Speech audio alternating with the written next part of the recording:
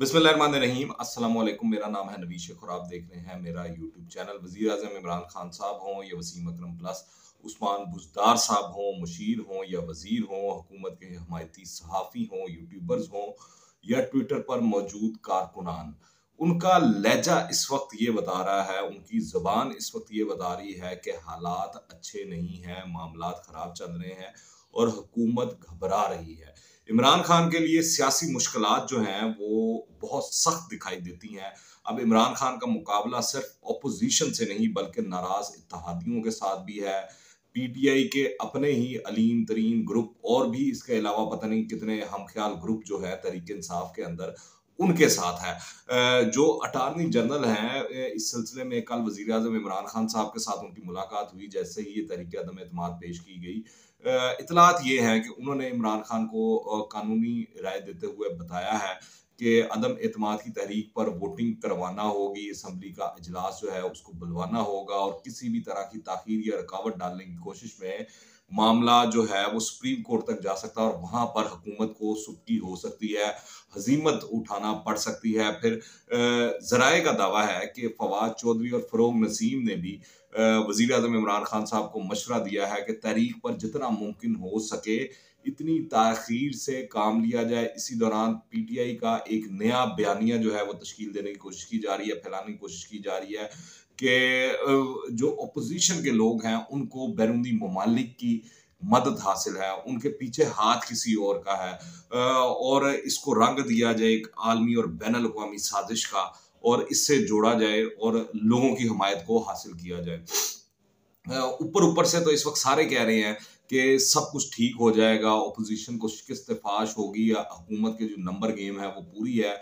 मगर आप देखें अंदर खाते सबको ही मालूम है कि पीटीआई जो है उसके अंदर ऑपोजिशन जो है वो नकब लगा चुकी है। उनके बंदे क्या पंजाब और वफाक दोनों जगह पर एमएनएस को छोड़े वजीर जो हैं वो टूट रहे हैं। यूं जितने मर्जी काली बकरों की बलि चढ़ा दी जाए, अमल कर लिए जाएं, दुआएं दे दी जाएं, मन्नतें मांग ली जाएं, मुरादें मांग ली जाएं, पूरी होती हुई नहीं दिखाई दे रही, मामलात हल होते हुए दिखाई नहीं देते हैं। ऑपोजिशन इस वक्त बड़ी ही पुरएतमाद है। नंबर गेम के हवाले से जो इतलात आ रही हैं वो हुकूमत के कैंपों के लिए बहुत ही खौफनाक और दर्दनाक सूरत हाल बता रही है। आसिफ अली जरदारी, शहबाज शरीफ और मौलाना फजल रहमान ने कल जो प्रेस कॉन्फ्रेंस की उसका वन पॉइंट एजेंडा उनका ये था और उन्होंने दावा करके बताया कि हम 172 से ज्यादा लोग ईमान के अंदर ले भी आएंगे और 172 से ज्यादा वोट हासिल करके भी दिखाएंगे। तो वो तो बड़े कॉन्फिडेंट है। अब वक्त ने साबित कर दिया है कि पीटीआई का जो है ना कोई नजरिया था और ना कोई मंशूर था। बस तमाम मफाद परस्त जो थे वो एक जमात में इकट्ठे थे इक़्तिदार की हवस के खातिर और इमरान खान को सरगना बनाकर उनका हम सबके सरों के ऊपर बैठा दिया गया था। और जब ये हालात मुश्किल आए हैं तो पूरी की पूरी जमात इस तरह बिखर रही है कि जो पाकिस्तानी तारीख में इसकी मिसाल नहीं मिलती है। अब नाराज लोगों को मनाने के लिए जो टास्क दिया गया है वो परवेज खट्टक को दिया गया है, शाह महमूद कुरैशी को दिया गया है, जो कुछ भी कर सकते हैं मेरे ख्याल से, मगर ये काम नहीं कर सकते। वजह इसकी ये है कि खुद परवेज खट्टक के अपने भाई जो है लियाकत खट्टक, उनके साथ उनके फड्डे चल रहे हैं, नाराज हैं। वो अपने भाई को तो राजी नहीं कर पा रहे हैं और उनके भाई जो है वो जमीयत उलमा इस्लाम पे की तरफ जा रहे हैं, उनसे हाथ मिला रहे हैं और बाकायदा वहाँ शमूलियत का ऐलान करने वाले 10 तारीख को। और दूसरी जानिब शाह महमूद कुरैशी की बात की जाए तो तरीन ग्रुप को जो रिजर्वेशन है तरीके इंसाफ से, जो मसाइल हैं उसमें एक जो सबसे बड़ा फैक्टर है वो खुद शाह महमूद कुरैशी साहब भी हैं। यूं नाराज लोगों से बाकी नाराज लोगों को राजी करने का काम लिया जा रहा है। आप खुद बताएं कि ये जो मामला है किस तरह हल होगा, ये मामला किस तरह सोल्व होंगे।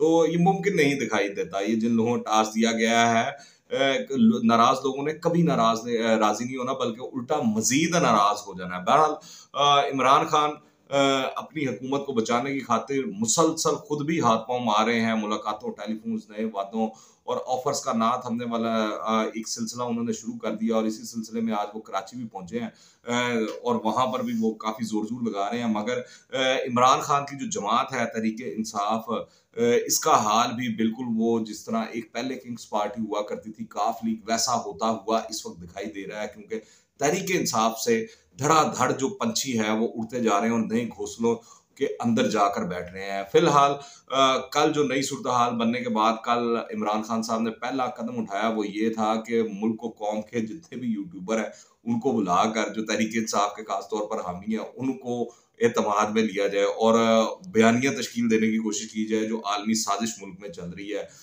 बल्कि शहबाज गिल साहब ने उसके बाद आकर पूरी एक प्रेस कॉन्फ्रेंस ही इसी एक पॉइंट पर दाग दी और उसके बाद जो मौलाना हों या शहबाज शरीफ हों या आसिफ अली जरदारी हों उनको काफ़ी नाज़ेबा अल्फाज से भी पुकारा, जो कि काबिल मुज़म्मत चीज़ है।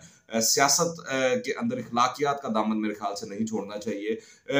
मगर आपको मैं बताऊं ये जो सियासी थ्योरी हुकूमत की जानिब से दी जा रही है अवाम में इसकी कोई पज़ीराई नहीं है, कोई इसको मानने को तैयार नहीं है। सबको कप्तान के करदार और कारकर्दगी के बारे में मालूम है, उनके यू टर्न्स के बारे में मालूम है, इस हुकूमत की बैड गवर्नेंस नाअहली और नाकामी के बारे में मालूम है। मुसीबत ये है कि इमरान खान को विकेट की दोनों जानिब खेलना पड़ रहा है क्योंकि बैक वक्त पंजाब और वफाक पर इस वक्त हमला हो चुका है। पंजाब के अंदर जो तरीन ग्रुप है उसने तो वाज़े अल्फाज में ऐलान कर दिया है कि उस्मान बुज़दार को घर भेजा जाए तो फिर बात शुरू करेंगे। इसके अलावा दूसरी कोई दो राय नहीं है। उनके जितने भी लोग हैं वो प्रेस कॉन्फ्रेंस में उन्होंने यही बात की और मुख्तलिफ रात को टीवी चैनल्स के अंदर वो बैठकर प्रोग्रामों में उन्होंने यही बात की। मगर कप्तान बाजिद हैं कि वसीम अकरम प्लस जो है वो अपना काम जारी रखें। वो एक आसान टारगेट है।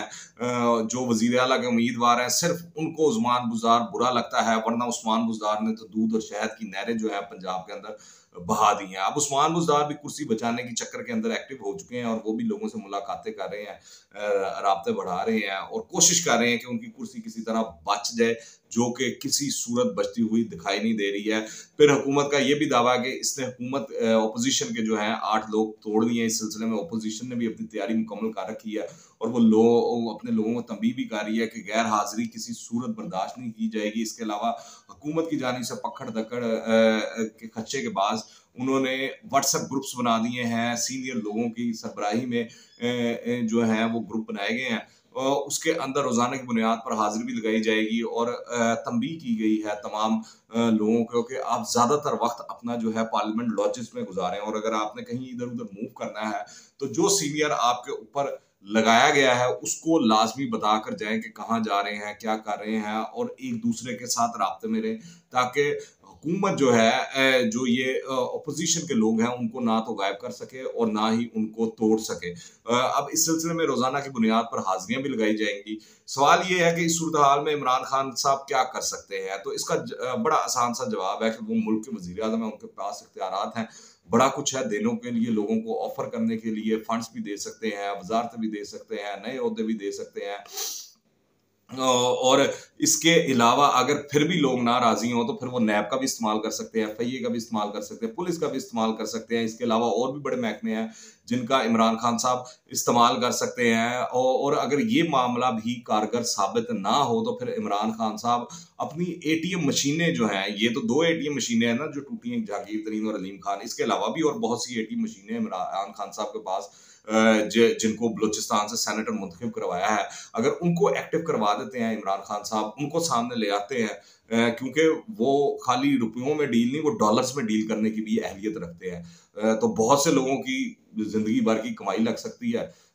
तो मुमकिन है कि उससे भी सूरत हाल बदल जाए, मामला बदल जाए। तो ऑप्शंस तो इमरान खान साहब के पास बहुत है, पर सवाल सबसे बड़ा ये है कि इमरान खान साहब इस वक्त हुकूमत करने का इखलाकी जवाज खो बैठे हैं। उसकी सबसे बड़ी वजह यह है कि इनके इत्तेहादी इनसे नाराज, इनके अपनी पार्टी के लोग इनसे नाराज, अवाम नको नक हुई पड़ी है इनसे, वो तंग आजिज आ चुकी है इस हुकूमत की कारकर्दगी से और ओपोजिशन जो है वो तो अब उसने आना ही आना था। अब भी ना आती ओपोजिशन तो फिर कब आना था। पर अभी भी खदशात यही हैं कि इमरान खान साहब जिस तरह के आदमी हैं और जिस तरह के वो कप्तान हैं, तो अगर बात ना बनी तो आने वाले दिनों में गिरफ्तारियां भी हो सकती हैं, अगवा भी होंगे, बंदे भी गायब होंगे। क्योंकि आप देखा ही है इन 3.5-4 सालों में कि कितने सहाफियों की जुबानबंदी की गई, कितने लोगों को बेरोजगार करवाया गया और अब आहिस्ता आहिस्ता आप देख रहे होंगे वो तमाम लोग टीवी स्क्रीन पर आ रहे हैं। हामिद मीर हो, तलत हुसैन हो, मुबशर रुकमान हो, ये तमाम लोग जो हैं अब खुलकर बात कर रहे हैं क्योंकि हुकूमत जो है वो इस वक्त कमजोर हो चुकी है और हुकूमत का उस तरह मामला नहीं चल रहा। और सबसे बड़ी चीज ये है कि एम्पायर जो है वो न्यूट्रल हो चुका है।